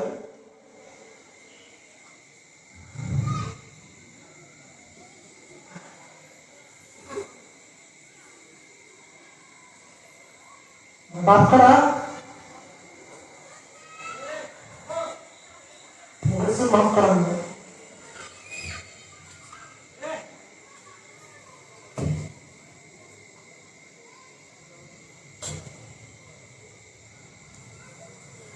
मी एवढा वेळ गुरुविषयी बोलू शकत नाही.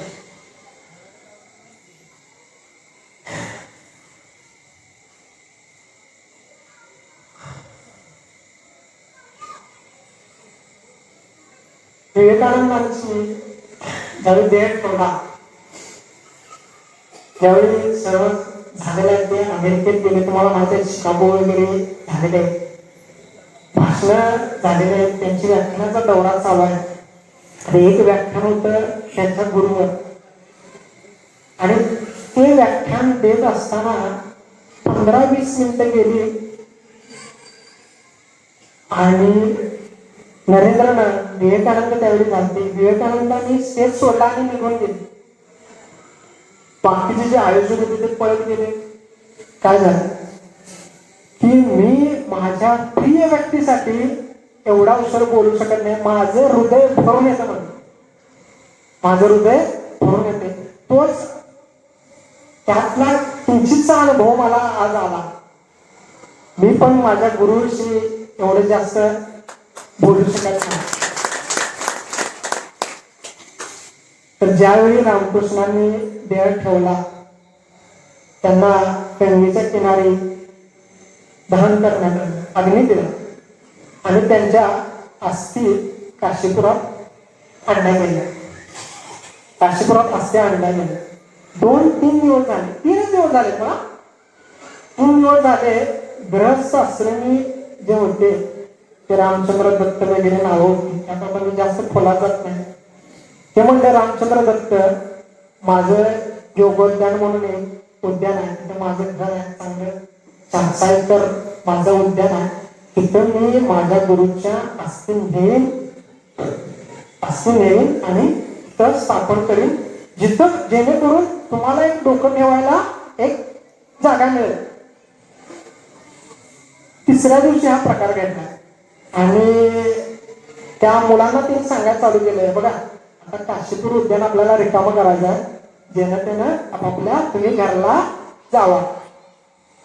जेणं त्यानं घरला जावा म्हणल्यावर ह्या मुलांचा विषय चालू झाला. अरे आम्हाला तर गुरुने हे सांगितलंय, संन्यास शिक्षा दिल्या, आम्हाला भगवी कपडे दिले, आम्ही भिक्षा मागून आलोय, त्याने आमच्या भिक्षांनातील जी माधुकरी आहे त्या माधुकरीतील अन्न रामकृष्णांनी खाल्ले, प्राशन केलंय आणि हे सर्वात पवित्र अन्न आहे असं म्हणल्यात त्या रामकृष्णांचं वाक्य तोडून आम्ही आता परत कुठं घरला जाऊ, आता काय आमचा आसरा काय. आणि म्हणते की हा कलश आता ही योग्य त्यांना नेणार आणि हे करणार. नरेंद्रपाशी दोन त्यातली मुलं आली. एक योगेन म्हणून होता. योगेन म्हणला, नरेंद्र त्या अस्या आपण चोरूया. इतक्यापर्यंत गेल्या नाही, त्या अस्या आपण चोरूया. नरेंद्र म्हणला, अरे हे योग्य नाही, हे योग्य नाही. बाकीची पण 10-12 मुलं आली.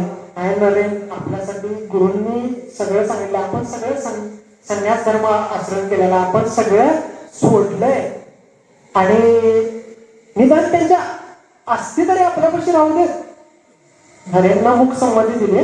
फक्त ठीक आहे म्हणलं. योगेन वगैरे दोघंच गेले आणि त्या अस्थि कलशातल्या काही अस्थि त्यांनी घेतल्या आणि लपवून, बलराम बसू म्हणून एक भक्त होते, त्यांच्या घरात नेऊन लपवून ठेवल्या. आणि ह्या बलराम बसूंची गोष्ट सांगतो मला. हा धनाढ्य माणूस, पण याची प्रचंड गुरुवर श्रद्धा. सगळा खर्च हा बलराम बसूच बघायचा, प्रचंड श्रद्धा, सगळा खर्च बलराम बसू बघायचा. आणि ह्या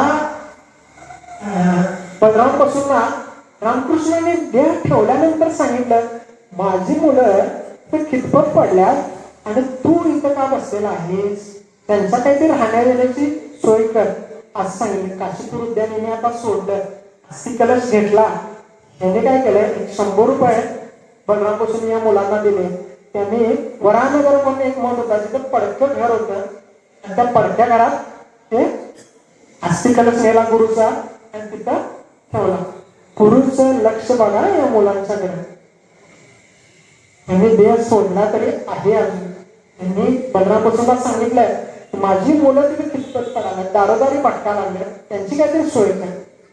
गृहस्थ असल्याने आणि संन्यासी अजूनही 2 फूट आहे. अजूनही का तर अहंकार, अहंकार तुमचा त्या चुलीत नेऊन पेटवा. मास्टर महाशय ज्यावेळी लिहित होते नाही, ते मला थोड्या वेळाने सांगेल की मास्टर महाशय काय काय लिहित होते. आणि त्या मास्टर महाशयांच्या लिखाणामुळे ह्या संन्यासी आणि ग्रस्त पुन्हा एकत्र झाले. ज्यावेळी गुरुने त्यांचा देह ठेवला, 2 जे फाटे फुटलेले आहेत ते पुन्हा कसे एकत्र झालेले सांग.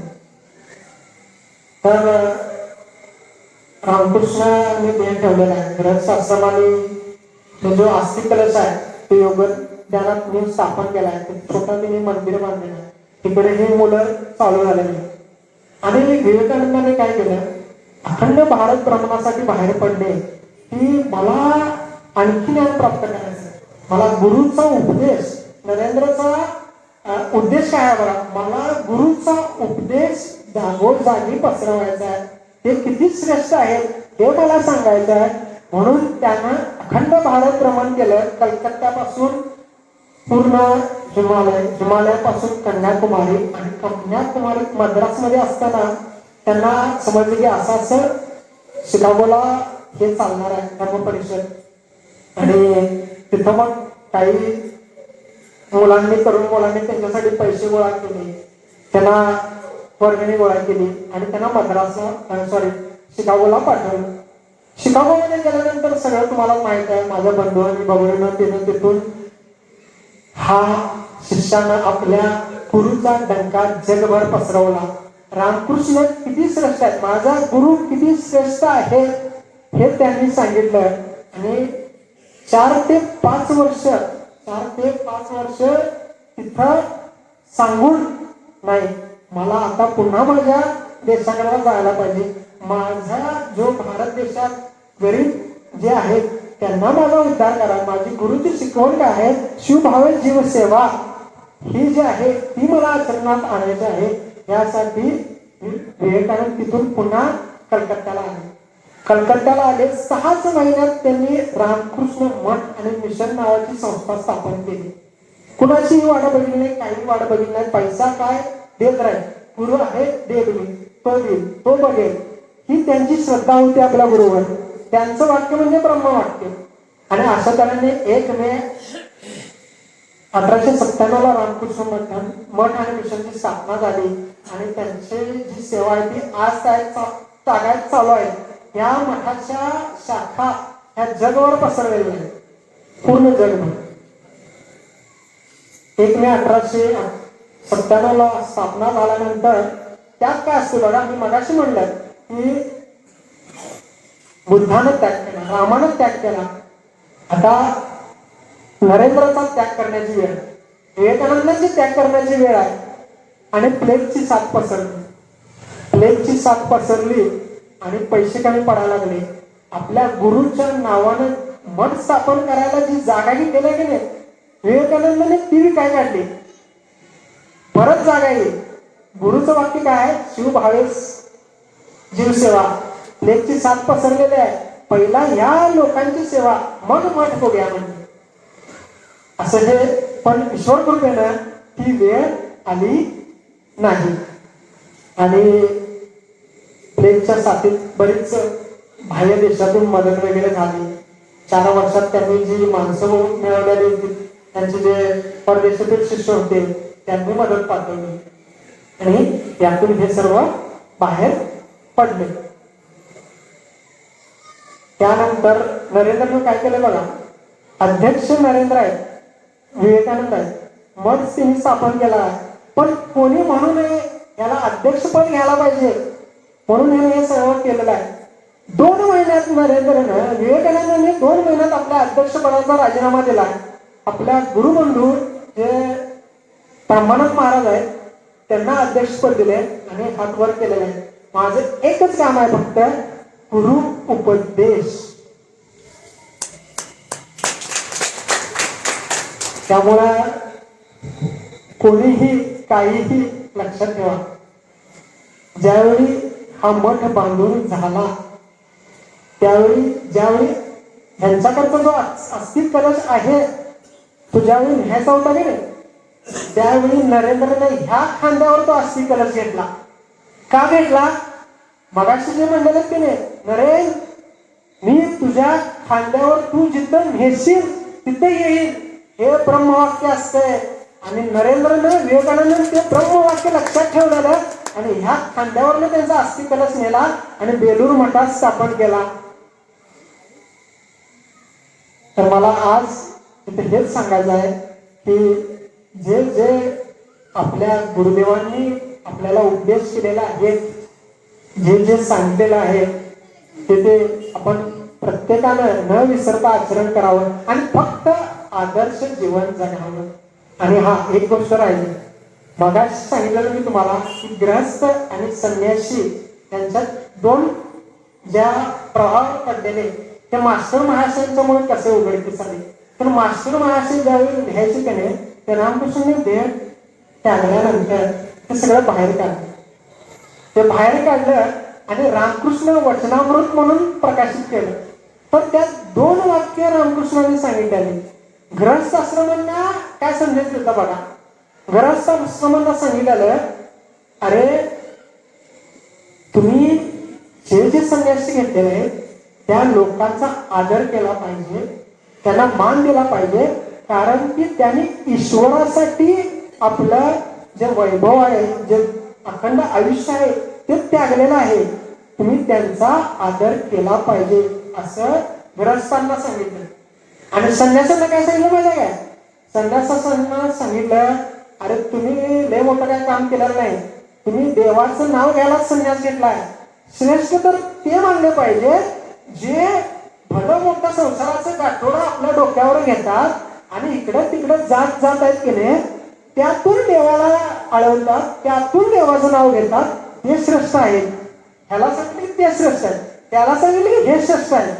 आणि हे ज्यावेळी समोर आलं त्यावेळी ही जी मुलं आहेत संन्यासी आणि जे ग्रहस्थ आहेत त्यावेळी म्हणले की खरं करा, जे आम्हाला जे ज्ञान दिलंय ते आमच्या क्षमतेनुसार होतंय, जे तुम्हाला जे ज्ञान दिलंय ते तुमच्या क्षमतेनुसार होतंय. शेवटी आपण सर्वजण एकच आहे आणि ह्या गुरुचा जो आहे तो उपदेश असेल, ही सेवा असेल, ती इथून पुढं आपण तशीच पार पाडूया. आणि मी तुम्हा सर्वांना प्रार्थना करतो की मी मगाशी म्हणलो तुमच्या अहंकार सगळ्यांची चुलीत घाला, हेच वाक्य योग्य आहे. मला बाकीचं काही माहीत नाही. तुमचे अहंकार जे काय असतील ते सर्व चुलीत घाला आणि जे काय असेल ते आपल्या गुरुसाठी आहे पुन्हा एक मार्गावर एक मार्गाने चालूया आणि त्यांनी जे सांगितलेलं आहे ते आदर्श जीवन जगूया. धन्यवाद.